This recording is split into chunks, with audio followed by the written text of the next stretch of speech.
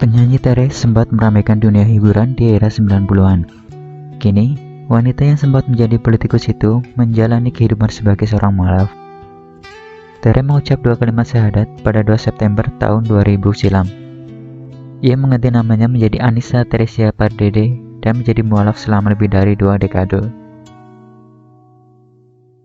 Tere mengaku bahwa perjalanan hijrahnya sangat berliku. Ia telah mengenal Islam sejak duduk di bangku kuliah pada 1998. Kala itu, Tere diliputi pertanyaan seputar kehidupan dan kematian. Ia dan teman-teman saling membicarakan tentang jati diri mereka dan kemana mereka akan pergi ketika sudah berpulang. Tere kemudian mendengar kalimat dari salah satu temannya.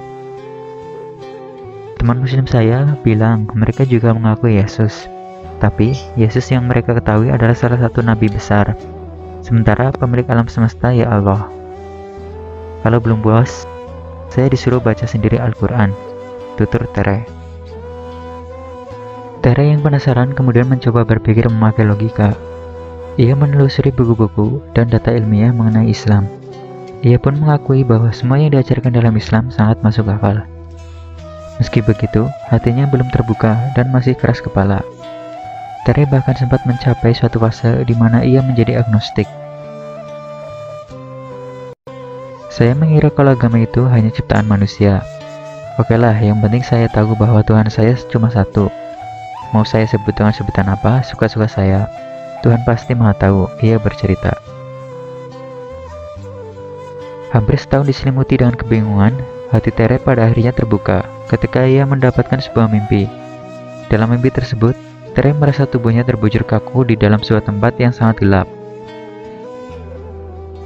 Di dalam tempat yang seperti liang kubur itu, Tere kemudian ditatangi sebuah cahaya yang bersinar terang.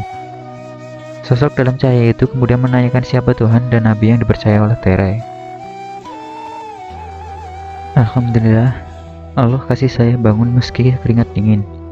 Buat saya itu pesan dari langit, karena sebelumnya saya sudah diberikan informasi yang valid tentang agama ini. Tapi hati saya belum tersentuh, hingga akhirnya saya dapat frekuensi lewat mimpi, ujarnya.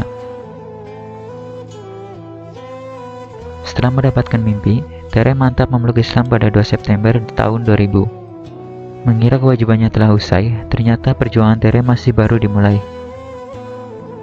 Meski telah menjadi mualaf, Tere masih memiliki hati yang keras. Tere mengaku bahwa ia kurang menemukan rasa cinta kepada Allah dan Rasul-Nya. Hingga akhirnya ia kembali mendapatkan kode keras lewat kematian. Ibunda Tere, Lersiana Purba, meninggal dunia pada 2011. Sebelum berpulang, sang bunda menitipkan pesan yang membuat Tere sangat terpukul. Dia berpesan bahwa berjuang itu bisa di mana saja, yang dimana hal itu menginspirasi saya untuk mundur dari parlemen. Lalu dia berpesan, saya harus menjadi orang Islam yang baik dan serius, ungkap Tere. Tere kemudian mulai berkaca dan menyadari kesalahannya. Semakin mantap memeluk Islam, Tere akhirnya menutup aurat dengan memakai hijab. Ia mengaku mendapatkan nikmat yang bertubi-tubi usai berhijrah.